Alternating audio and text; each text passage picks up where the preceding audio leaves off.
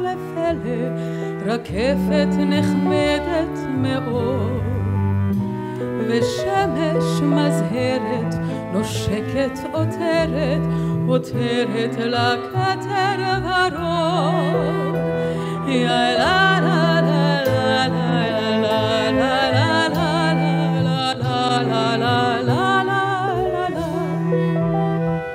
רקפת, רקפת, ציפור מצפצפת, הציצי אך רגע אליו.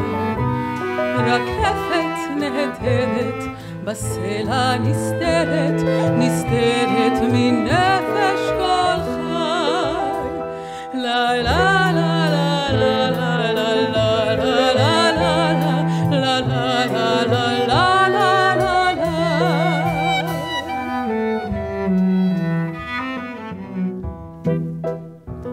יצאה עם הרוח בת שבע לסוח, היה אז הבוקר בהיר.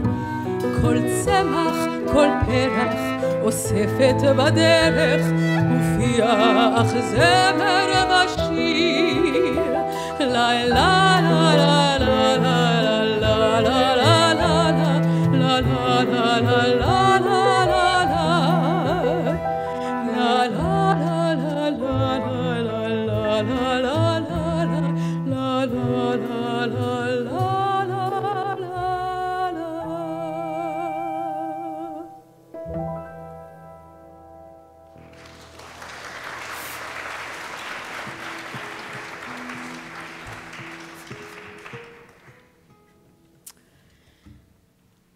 I grew up in Ashdod in the 1970s. Ashdod was a new port city on the Mediterranean Sea that welcomed tens of thousands of immigrants from Europe, Africa, Asia. The new Israeli city, built on the ancient soil of the Philistine biblical city, was a melting pot filled with colorful foreign sounds, scents, and colors. We were first-generation Israelis called Sabras, even by our own immigrant parents.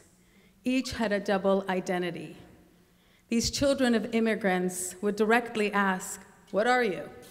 Meaning, where did your parents come from?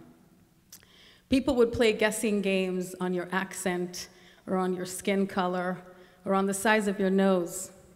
What are you, Indian? Yemeni. You're Yemeni.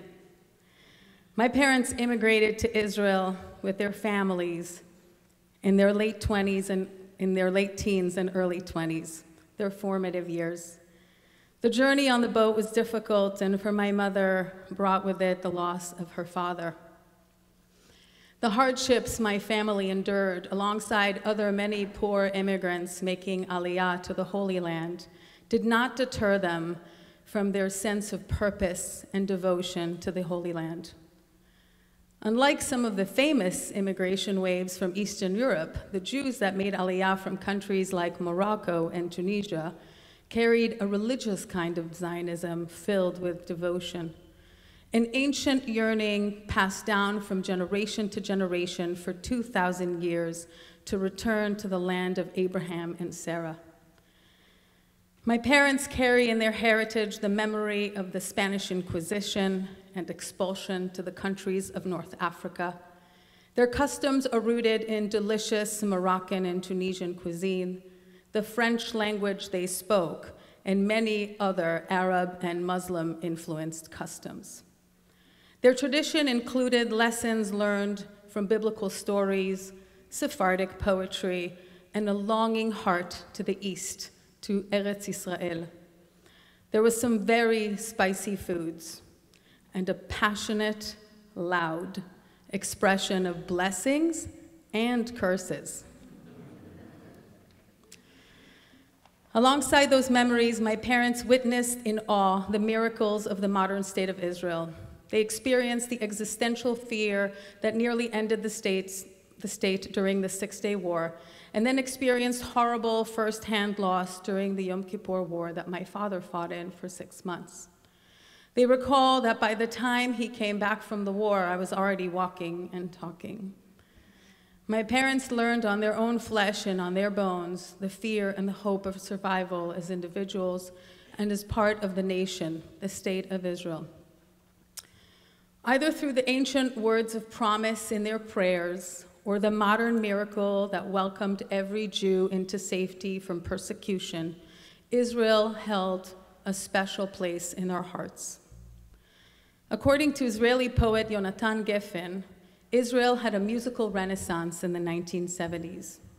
It shook some of the shackles of the old world and welcomed all kinds of new Western sounds and a few Eastern sounds. Growing up, we heard the Beatles, Ray Charles, Stevie Wonder, Aretha, Elvis, and lots of chansons françaises. Both my parents came from French-speaking countries, and so our beats at home varied from east to west, French to Hebrew to English, and even Portuguese. I remember super fun dance parties packed with friends in my parents' living room. Music played at our house all the time, and even when we didn't have people over, we danced in our living room all kinds of rhythms. That rich, colorful tapestry of music is my inheritance. Yerushati in Hebrew. Yerushati in Hebrew. It is the treasure trove of music that became my story. Music is the truest reflection of the human condition. The richer the palette of it, the more beautiful one's experience. I hope that in telling this story, we can find moments of comfort in what we share and accentuate our differences to acknowledge our rich uniqueness, pretty much the basic premise or the whole point of Judaism altogether. The song I opened with about a Cyclamen, Harakefet, is probably the earliest childhood memory I have. My parents sang to us in at least 3 languages, and Hebrew was almost equally new to all 3 of us. This one, I remember when my dad sang, I would be captivated by the beautiful metaphor of the flower being crowned and hiding under a rock as if it was shy. So much of Israeli music and poetry extols the natural landscape of the land of Israel. This melody was actually borrowed from a Russian folk melody, like many early 20th century Hebrew songs. In the first section of the concert, we will sample a tiny taste of the music played in my house growing up in Israel. The program, crafted so beautifully by the absolutely brilliant and stunning Hallie Beyer and I, will serve as a roadmap.